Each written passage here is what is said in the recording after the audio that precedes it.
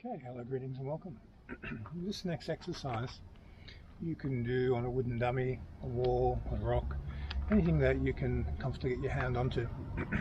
So what we do is we touch the object, and as soon as we touch it, there's two qualities you're going to feel.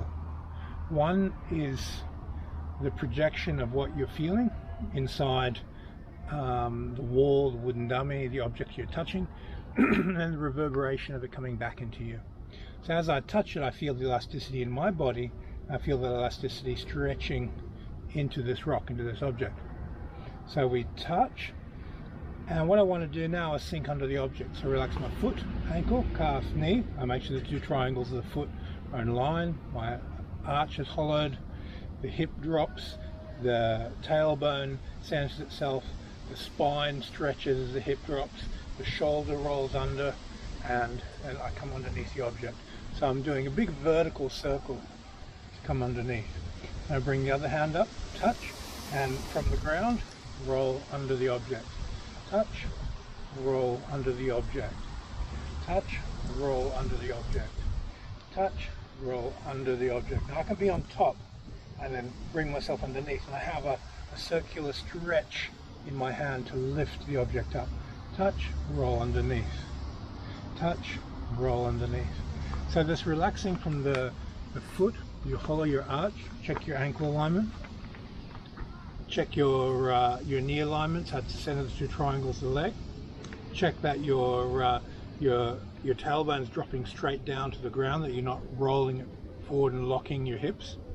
If you lock your hips, your center gets locked up. That means people get underneath you very easily. It also reduces the footwork speed as well. From there, we want to ensure that the Ming Men point, the inward curve of the spine, is just pushed out as you drop. You don't want too much inward curve, you don't want too much outward. You want to respect the natural curve of your lower back. And then round, hollow the chest, round the back ever so slightly. You don't want to be doing this hunchback thing, but you want to have it rounded so the force on one side reticulates to the other. If I'm square, I'm disconnected my shoulder. If I hollow slightly, then my left and right arm will connect properly. So I'm touching the object, and I relax foot, ankle, calf, knee. I check my alignment from the ground. I relax underneath. Now the fascia in my body, the elasticity in my body is stretched underneath. So there's a very slight 100-gram, 4-ounce type of pressure stretching through my body back up onto the object. And then you build this vertical circle, and then if you have a wooden dummy, you do your paxao on the wooden dummy arm, the punch, and then circle underneath, paxao, circle underneath, tansao, circle underneath, and get used to working from the ground up. Once you've got that wave, foot, ankle, calf, knee, all the way up to the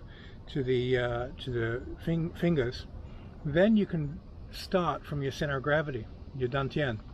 So the first visible part to move is your hip dropping, your spine stretching, and then you just drop straight underneath. Your whole body radiates from the core, but it's almost simultaneous as it drops. But we need to move from the core so that the spine stretches and we get grounding taking place. Okay, so I hope this helps with understanding the vertical circle, developing ground path, and getting connected mass and sinking underneath your opponent, underneath an object, and whether it's a punching bag, a wall bag, wooden dummy, and so forth. Okay, thank you for your time. See you in the next video.